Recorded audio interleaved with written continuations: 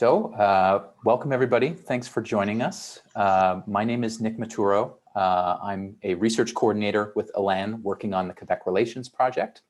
And I'll be leading the presentation today and telling you a little bit more about the work that we've been doing on the project.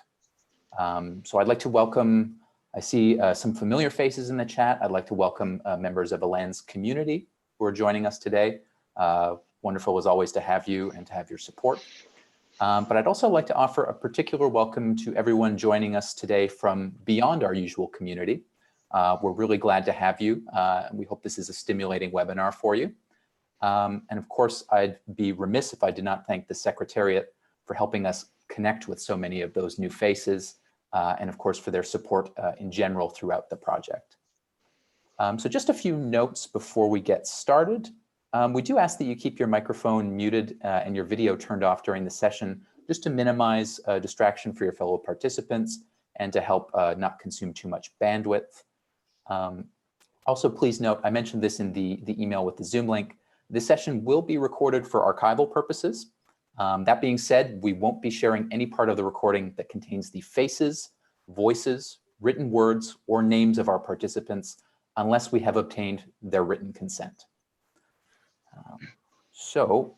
Before I go any further, I'd just like to welcome some of our guest speakers to say a few words before we get to the presentation.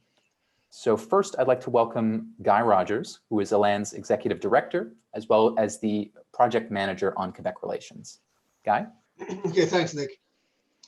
Hello, everybody. Good afternoon. ELAN has been doing many webinars with arts and culture community over the past 18 months. Today is a little different. This webinar is co-hosted by the Secretariat for Relations with English-speaking Quebecers. Many of you are based in regions outside of Montreal, and many of you have a mandate that covers the entire community that is not focused specifically on arts and culture.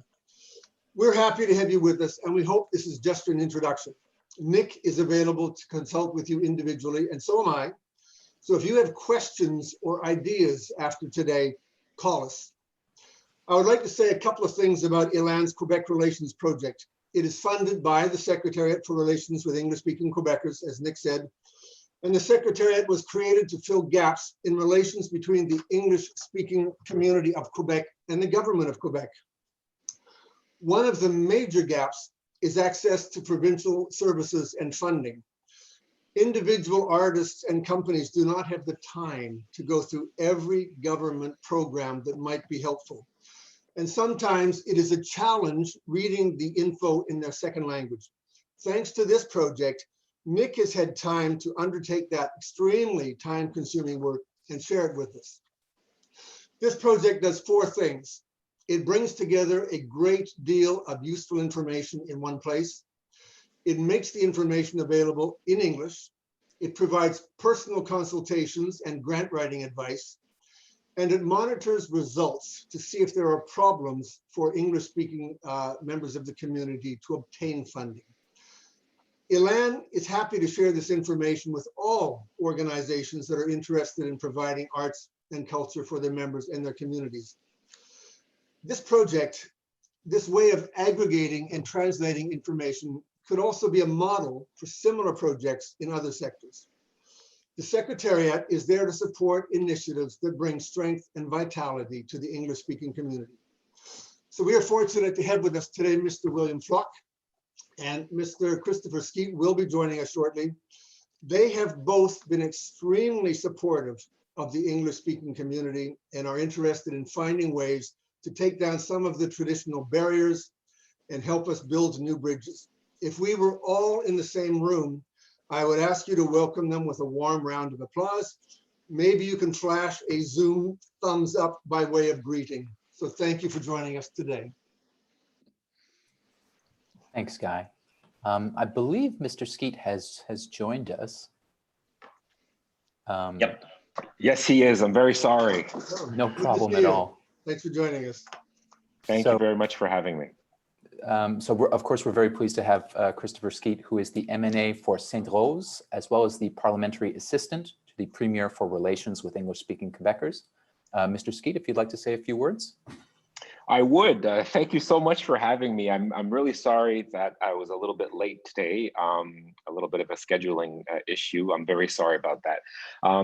I'm very happy to be here because one of the things that we often talk about in Quebec is education and healthcare, but we often, and I find too often, forget about the importance of culture, about the language itself, the beauty that is the cultural expression of our reality in Quebec, and that's something that we can't and shan't not neglect going forward. And I'm very happy to have the participation of the Secretariat in projects launched by ELAN. Very happy to be invited to such events and to see you guys doing what you guys do best. So just keep doing what you're doing. Keep fighting the good fight, and know that the health and vitality of English culture in Quebec is a priority for me. It's a priority for our Secretariat, and we're looking even now for ways to help you guys do more and do better going forward. So keep doing what you guys are doing, and thanks again for the invitation. I'm very happy and very proud to be here. Thank you, Mr. Skeet. And last but certainly not least, I would like to welcome William Flock, who is the Assistant Secretary of the Secretariat for Relations with English-speaking Quebecers. Thanks, Nick. I'll keep this brief because we want to get on to the main part of the program.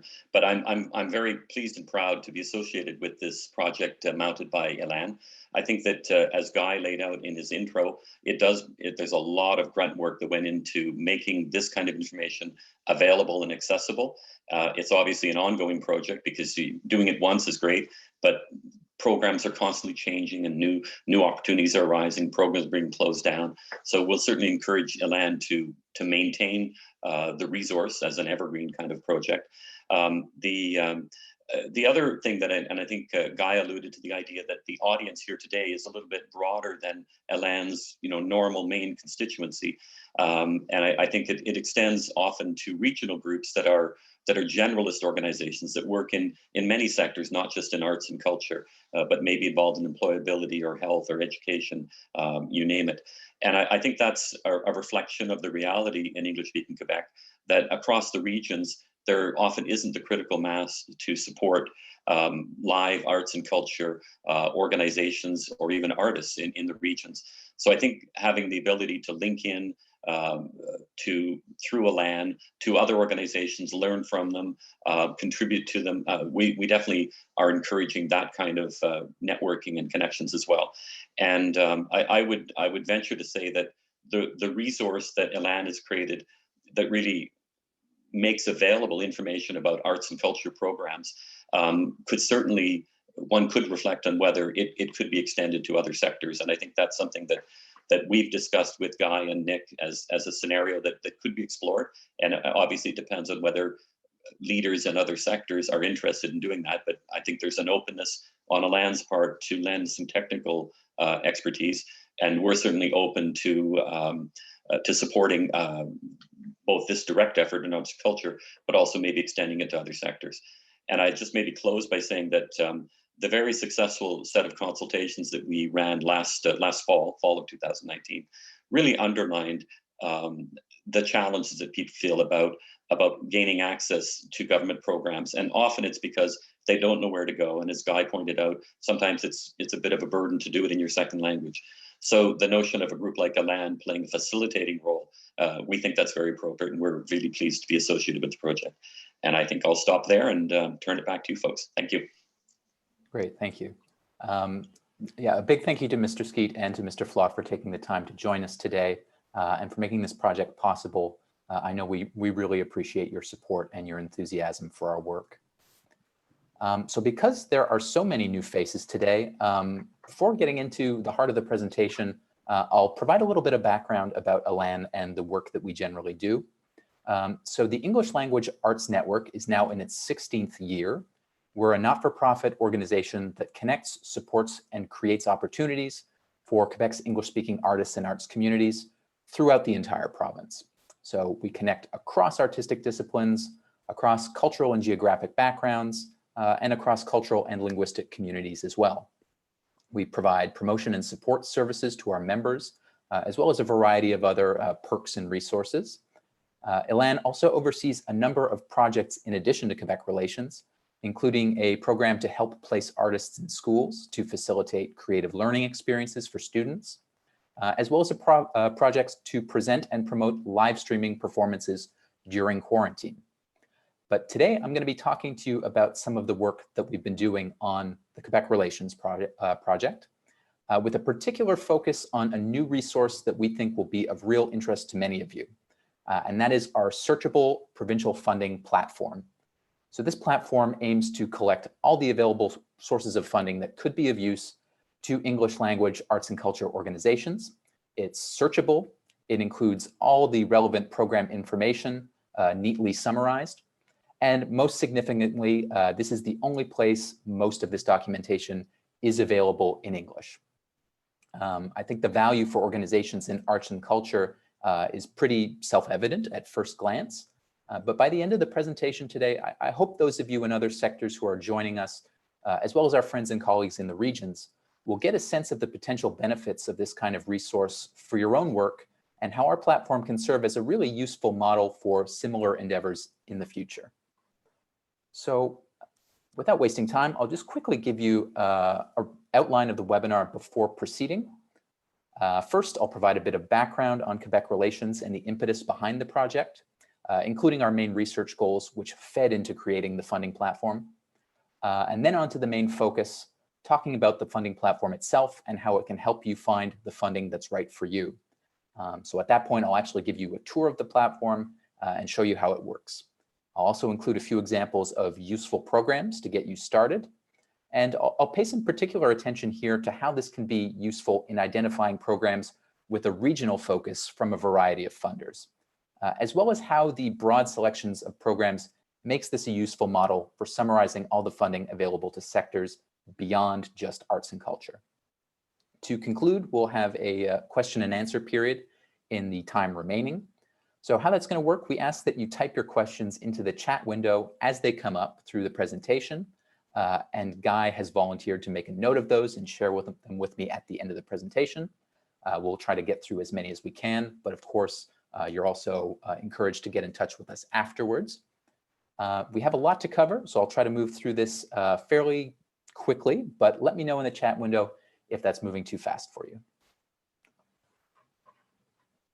So, launching in 2018, Quebec Relations is a 3-year project funded by the Secretariat for Relations with English-Speaking Quebecers, running until March of 2021.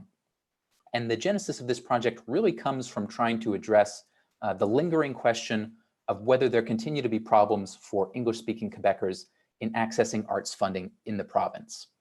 And the answer to that is complicated, but there are factors that can contribute to difficulties for the English-speaking community.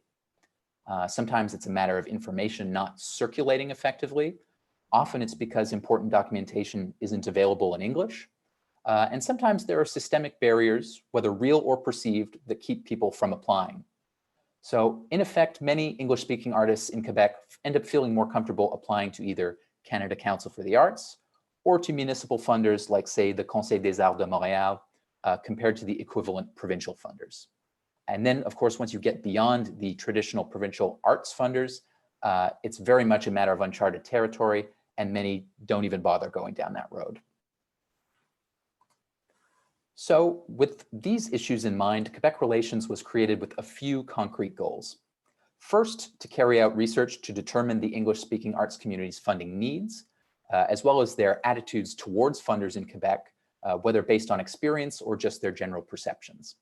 So since May of last year, we've carried out surveys and held a number of focus groups to gather data and get a better sense of what people actually need to feel that it's worth applying. And this can vary significantly depending on their grant writing experience level and the time and effort required for a particular application. Our second goal has been to actually help English-speaking artists and arts organizations apply for new funding so we can measure success rates. And this allows us to gather data to determine whether there are any systemic barriers actually causing problems for English-speaking applicants. So in practice, we've sought to accomplish this with a couple of services for the community. First, through one-on-one consultations with me, we're able to assist potential applicants in finding the grants that best match their funding needs and in making sense of the eligibility requirements, which can sometimes be confusing depending on your experience level. And second, we've begun offering subsidized referrals to our experienced grant consultant, June Park, who is able to help artists and organizations by reviewing a draft of their application and providing crucial feedback and editing services. So this not only results in a much stronger application in the short term, but it also helps them to learn crucial grant writing skills that will benefit them not just now, but really throughout their careers. And the third and final project goal I want to speak about is the most relevant to today's focus. So I'll go into a bit more detail. And that is the process of identifying and documenting all available funding sources within the provincial government. So we, of course, began with the three main provincial funders in arts and culture. So that is the Conseil des Arts et Lettres du Québec, or CALC, the Société de Développement des Entreprises Culturelles, or SODEC, and of course, the Ministère de la Culture et des Communications. But when I say we looked at all available funding sources, I really do mean all. It's certainly important to document the standard arts funding that many of us are familiar with, have it all in one place, but we explicitly set the objective of trying to find every provincial program whose focus is general enough that it could conceivably be of use to organizations in the arts. So in this respect, many regional associations are actually ahead of the curve compared to the arts community when it comes to a broader understanding of the funding landscape. So it's really crucial that arts and culture organizations start making these broader connections as well. So with this in mind, we went about looking through the website of every ministry or agency of the provincial government to find every program that could potentially apply to an aspect of an arts organization's work. So whether that's employment and human resources, tourism, regional development, you name it. The end result is funding available from 11 different funding sources, including the Ministère du Tourisme et des Loisirs, the Ministère des Affaires Municipales et de l'Habitation, Ministère de l'Éducation, to name just a few. The research and documentation process really goes beyond just telling people what programs these funders offer. We also want to be able to share all the pertinent information for each program. So we've combed through the documentation to summarize all the relevant eligibility criteria, the funding amounts and eligible expenses, and of course, the program deadlines to make it easier for members of the community to identify the grants that are relevant to their work and also determine what they actually need to do to apply. So the most involved part of this process was, of course, translating this summarized documentation into English. But I think the effort has really paid off. I know that even in talking with English-speaking artists who are quite fluent in French, just being able to quickly look through the documentation in their mother tongue makes a huge difference and really does speed up the process. That being said, we do encourage potential applicants to refer to the official documentation in French for full program details before applying if they are able to do so. So the end result of this research has been a searchable funding platform that we launched in March of this year on the ELAN website, which includes summaries of program documentation for over 150 different programs. So the funding landscape is, of course, constantly evolving, so the number will continue to grow as new programs are added, and old programs are kept on the site for archival purposes. So at the moment, this is a manual process that involves periodically reviewing funders' sites, but it is something that we're committed to maintaining for the duration of the project and, of course, ensuring that it's as up-to-date as possible. So without further ado, why don't we take a closer look at the actual funding platform itself? So I'll just switch over to the tab. Let me know if for some reason the screen share is not working correctly, but I think it should be fine. So without further ado, yes. So right off the bat, when the page loads, you see the search criteria that you're presented with. If you click the More Options link, you're presented with another row of search options. So really provides a good deal of detail if you want to get quite specific with what you're searching for. So I'll just quickly show you through the different sections. First, we have the field category, which is the artistic discipline. Of course, if you want to just see all of the included categories, you would just leave it on the first default criteria that is loaded. Next, we have available to, which tells you what kinds of organizations are eligible for that particular program. Of course, we have the regions, so you can narrow down by the region that you're active in. I would say that most of the programs on the platform are available across all regions of the province, but of course there are some specific ones, so it does pay to pay close attention for those of you in the regions. You can also narrow down by the particular funder that you want to look at. You can select the amount of financial aid you're looking for. I'm sure most people will be going for this 75 to 100% category, but if you are looking for a bit less, those options are given as well. You can select the duration of the funding that you're looking for. And of course, the type of aid, whether that's a grant, a loan, or something under the other category. So once you enter your criteria, you can look through the search results and then find the page for the program that you want to find out more about. Or actually, the funding platform does load all the programs below by default. So if you want to sort through them manually, you can also just scroll down and look through the summaries for each particular program. But let's say, for example, that we want to find a program that is available to not-for-profit organizations active in the visual arts that are based in, for example, the Outaouais region. Enter your criteria, click search. Take a moment. And then you are presented with the amount of programs that match your results. You can either scroll down or just click that to go below. And then you see sort of a quick summary of all of the main information for that program. So you can, at a glance, see which ones are most relevant to your needs, and then actually click them in further detail. So you see we have a number of programs available from Calc. Scroll down a little bit more. We have Emploi Québec, Ministère de la Culture et des Communications, and the list goes on. But for example, we'll take a look at one of Calc's territorial partnership programs. And so you can actually get a look at the particular program page. So right at the top, we have the program title in both English and French, so you can always refer back to the original. And then just below that, we have sort of the most important information at a glance. We have the funder, the kind of program, of course, the deadline. This one is fast approaching. We have the type of aid. This one is a grant. And of course, we have the amount available. And then I'll just quickly show you through the different sections of this. Below that, we have a description. So that gives you sort of a quick summary of what the program is actually about based on the program documentation. Below that, we have a section telling you what kinds of organizations are able to apply for that particular program. Some are more specific than others. And below that, sort of the main information is the eligibility criteria. So the amount of detail here will vary depending on the program. Some are more exhaustive than others.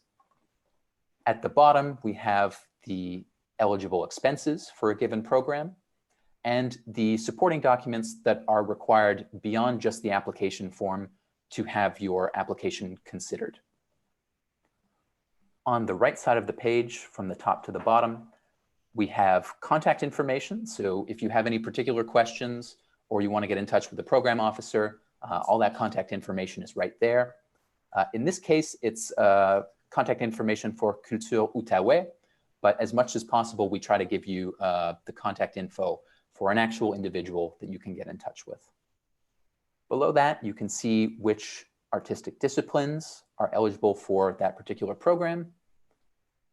And beneath that, the region that is for that particular program. And of course, these are also hyperlinks, so you can click them if you, for example, want to know more programs that are available in the Outaouais or more programs that are available to visual arts. And a final note up here, if you want to be able to print these out to have a hard copy, you can click this print icon that will sort of produce a text-only version of the page, and you can easily print that out and have that for your records. So all the program pages are basically set up in this format and mostly vary by how much information has been included.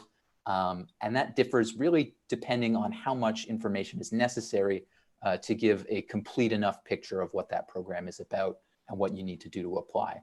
We try not to include unnecessary information and really just give you sort of the most crucial stuff to be able to make that decision of whether you actually want to pursue that application.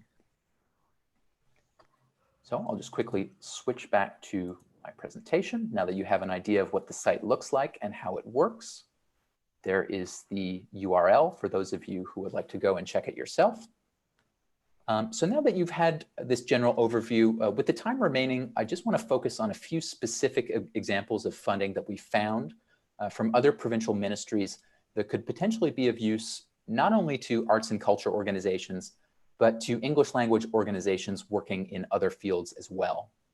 I do note that while not every program is as useful to every organization, we believe that these are potentially important untapped resources. And sometimes it really is just a matter of a single program that you weren't aware of that could make all the difference for an organization in need. So with that in mind, I'll just quickly show you a few representative examples of these programs to give you an idea of what might be available to you.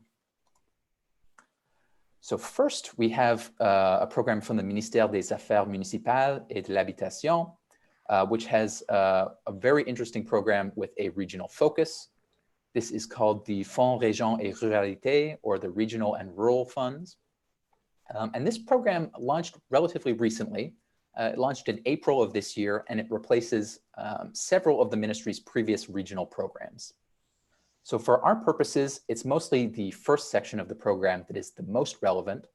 That is called Soutien au rayonnement des régions. And this supports projects that promote regional vibrancy across multiple regional county municipalities.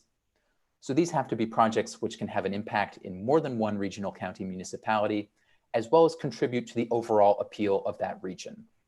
It's open to all regions of the province, with the exception of Montreal and the Capitale Nationale. All organizations are eligible, with the exception of private companies and cooperatives operating in the finance sector. And funding is offered up to $1 million annually per project, to a maximum total of $3 million over 5 years. That can cover between 50 to 80% of project costs, depending on your organization profile and your region. Selection committees will judge projects on, amongst other criteria, the scope of the impact within a region, as well as the economic benefits, including job creation. So as you can see, this program certainly does emphasize fairly large projects, but depending on the impact of your work within your region, it may be a good idea to speak with someone at the ministry to discuss your project proposal and to see if it actually might be a good fit. And of course, you can find all the appropriate contact information on the program page on our platform. So next, we're going to move on to a few really interesting programs that are available through the Ministère du Tourisme et des Loisirs. So this ministry is, of course, of particular interest to us based on the seemingly obvious synergy between arts and culture in Quebec and our provincial tourism industry. But at the same time, the ministry's programs really represent a lot of untapped potential that we want to encourage all organizations to investigate further where it does make sense to them. So the first of these programs is the Programme d'accessibilité des établissements touristiques, or the program for the accessibility of tourist establishments. So this is one of the more specific programs that they have. It's a program that supports the accessibility in Quebec tourist establishments for persons with a disability. It's offered in partnership with another organization called Kéroul, which supports the accessibility of tourism and cultural venues. It can provide financial support to projects that help tourist sites obtain a Kéroul accessibility rating, or to projects to improve existing accessible infrastructures. So it can cover up to 80% of your project to a maximum of $50,000. So if you run a venue or another kind of space that has a tourism component, this could be a really great way to help make your space as accessible as possible without necessarily a huge investment of your own resources. The next program is a revamped program that has been adapted in response to COVID-19. It's called the Antanto de Partenariat Régional en Tourisme, Regional Tourism Partnership Agreement. And this is geared towards organizations with a tourism offer across all the regions of Quebec, and it's administered in collaboration with the various regional tourism associations. So while organizations in the metropolitan region can apply, I do think it holds particular value for organizations in the regions.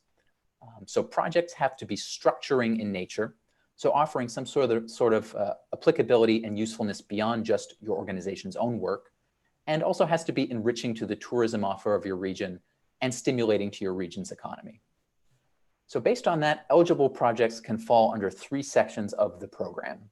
The first is supporting small and medium-sized tourism organizations for opening in the 2020 season through projects that help their facilities to meet the province's COVID-19 sanitation guidelines.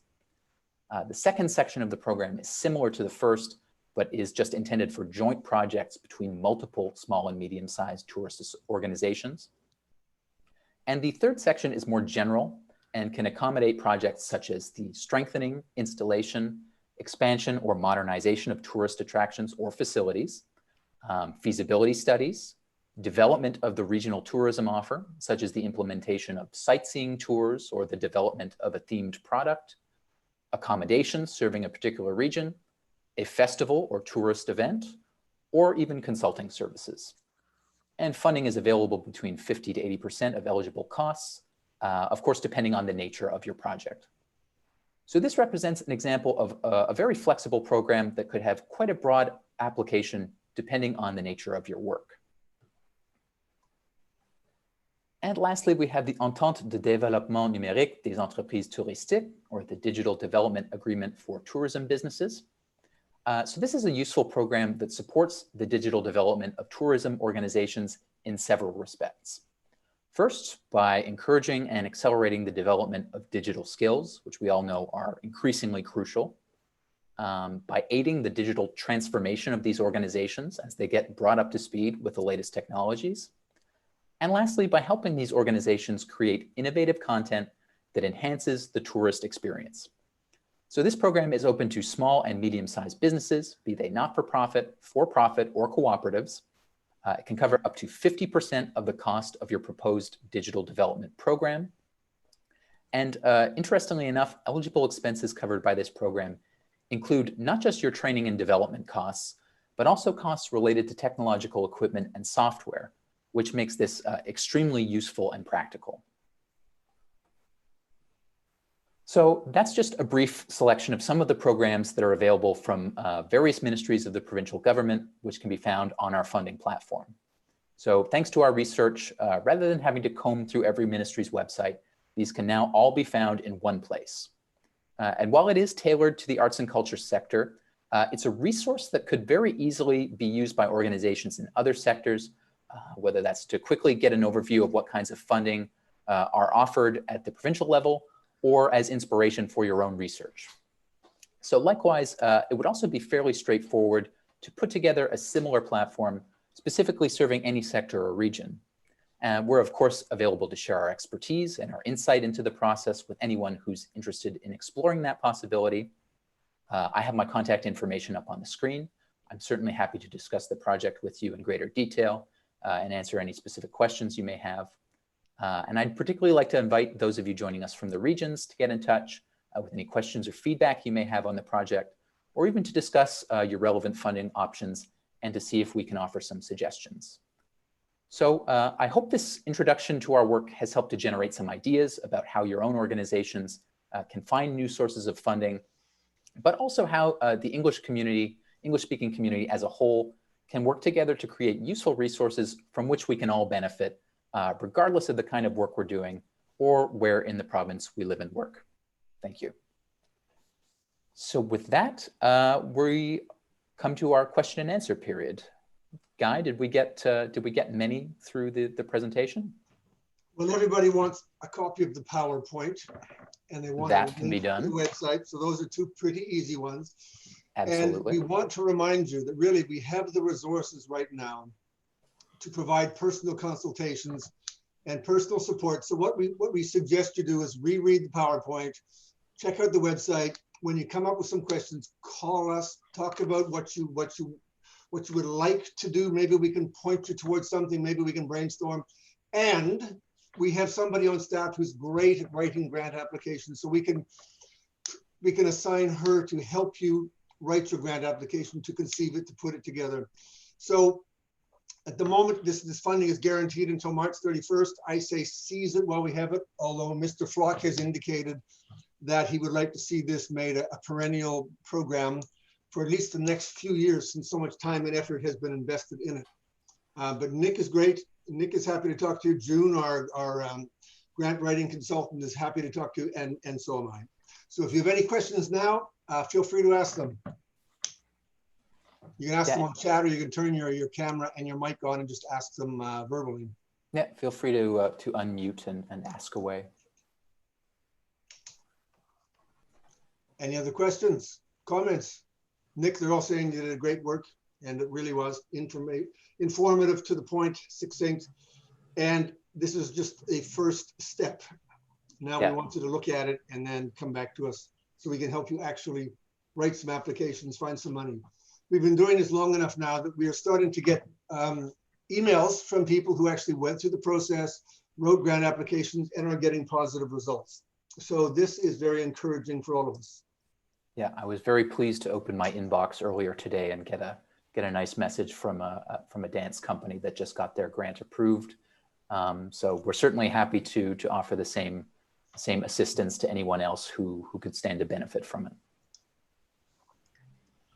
Because there are always rumors that there are barriers to English-speaking artists obtaining funding. So we want to monitor who applies. Do they get a reasonable rate of positive responses? And if there are obvious problems, then we want to go and investigate that. But so far, people seem to have been getting a fair rate of positive responses. The trick to getting a funding is to buy the lottery ticket. You got to put in the effort to get your name in the hat. Persistence does really pay off. And of course, going through this process, you also pick up really important grant writing skills. And sometimes, even if you're a very capable writer, a very effective communicator, sometimes it's just knowing the right language that you need to communicate in to really make it, correspond to what a funder is looking for. So it's really useful to go through that process with an experienced grant writer who does know how these things work. Well, everybody's time is extremely valuable. So this is last call to put a question in the chat room, or to turn your mic and your camera on and ask one. And if you would prefer just to go away and look at it, think about it, we will send you almost immediately the PowerPoint and the link to the website in case you haven't found it. Definitely. And we really do ask you to get back to us. And I'll try to have an edited recording of our archived version of the recording available early on next week, and I'll send that to you by email as well.